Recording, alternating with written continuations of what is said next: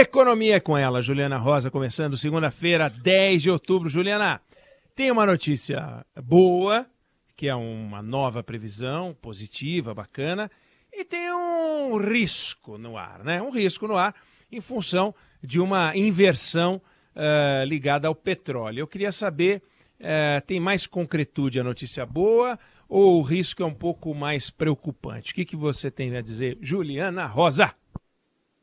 Olá, oi Neg, boa tarde. Animação, segunda-feira, boa semana para você, Fábio, boa tarde. Boa semana para o nosso ouvinte também. Olha, a gente tem uma dúvida realmente nesse momento se vai ser necessário aumentar combustível no Brasil ou não, porque o petróleo disparou na semana passada, mais de 15%, e porque o petróleo vinha caindo com a perspectiva de menor crescimento mundial, menor consumo, só que daí os produtores de petróleo, os maiores produtores, a OPEP+, incluindo a Rússia, a Arábia Saudita, eles falaram, olha, está caindo muito o preço, vamos cortar a produção. E aí fizeram um corte grande de 2 milhões de barris por dia, e isso significa o maior corte desde o início da pandemia, desde abril de 2020. E aí os preços voltaram a subir com força. A dúvida nesse momento é o seguinte, a gente tem uma tendência de queda da inflação mundial, tanto é que o nosso Banco Central divulgou hoje que as previsões para a inflação continuam recuando. Saiu hoje aquela pesquisa que o Banco Central faz toda segunda-feira e divulga com o mercado financeiro, e a previsão segue apontando pela 15ª semana seguida que a tendência é de alívio da inflação. A gente tem agora o número divulgado hoje mostrando que a expectativa para o IPCA está em 5,71%. E por que a tendência majoritária aí, né, da maioria ainda é uma expectativa de queda da inflação? Porque o mundo está crescendo muito menos, né? A gente tem falado até semana passada, né, se deu aqui que o Brasil pode crescer esse ano mais do que a China. Então a China pisou no freio, Europa, Estados Unidos, tudo isso para tentar diminuir o ritmo de crescimento e fazer com que a inflação caia. Só que a gente tem esse risco, né, do combustível voltar a subir por conta dessa disparada de petróleo. Hoje, Eneg, a ABICOM, que é a associação que reúne os importadores de combustíveis aqui no Brasil, diz que a defasagem, pelos dados de hoje, do diesel já é de 13%. Então, o diesel teria que subir 75 centavos por litro. E a gasolina teria uma defasagem de 10%, que significaria uma alta de 36 centavos. A gente sabe que a Petrobras costuma esperar antes de tomar a decisão de aumento de preço, ou até mesmo de queda, porque tem que ver se é uma mexida de preço temporária ou se é um preço que veio para ficar, né? Petrobras espera uma estabilidade.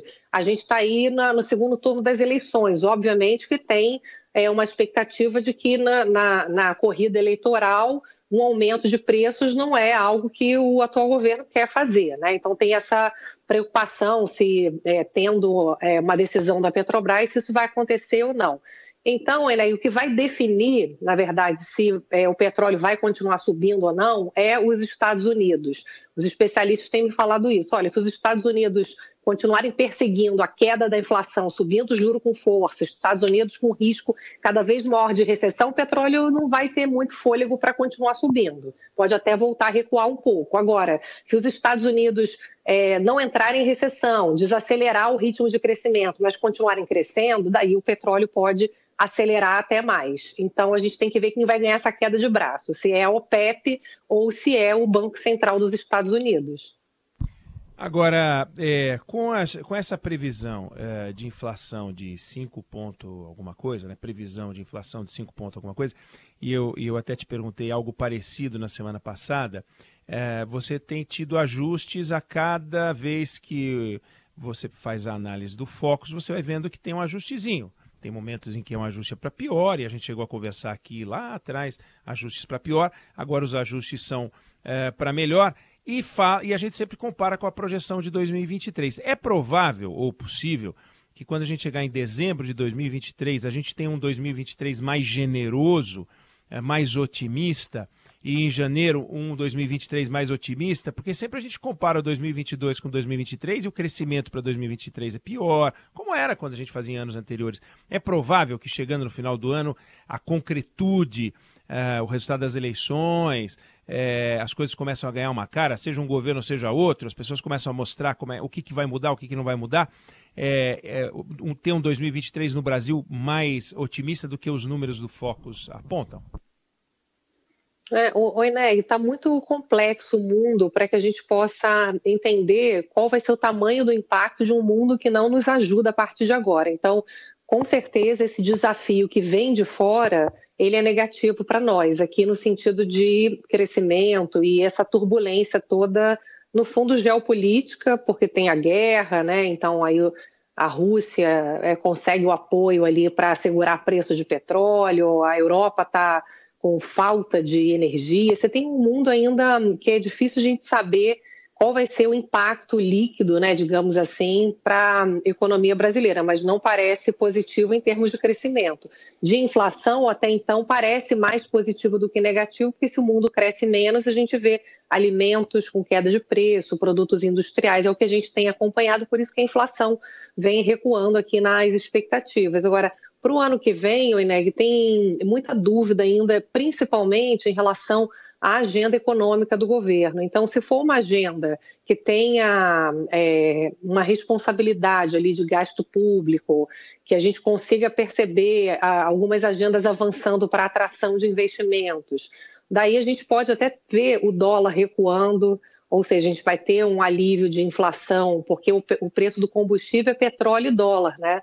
Então, se o petróleo se mantém ali mais pressionado, mas se o dólar cai, a gente pode ter até queda de preço de combustível.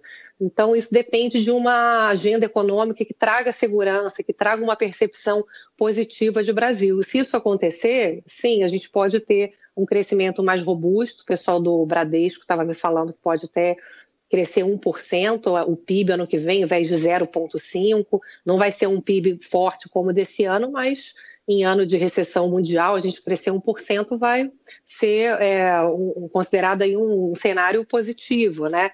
Então, a gente pode surpreender para melhor, sim, Eneg, em crescimento e inflação, fazendo um mínimo dever de casa ali da agenda econômica. Economia, Juliana Rosa, que conversa com a gente amanhã. Valeu, Juliana. Brigadão. Beijo. Valeu, beijão.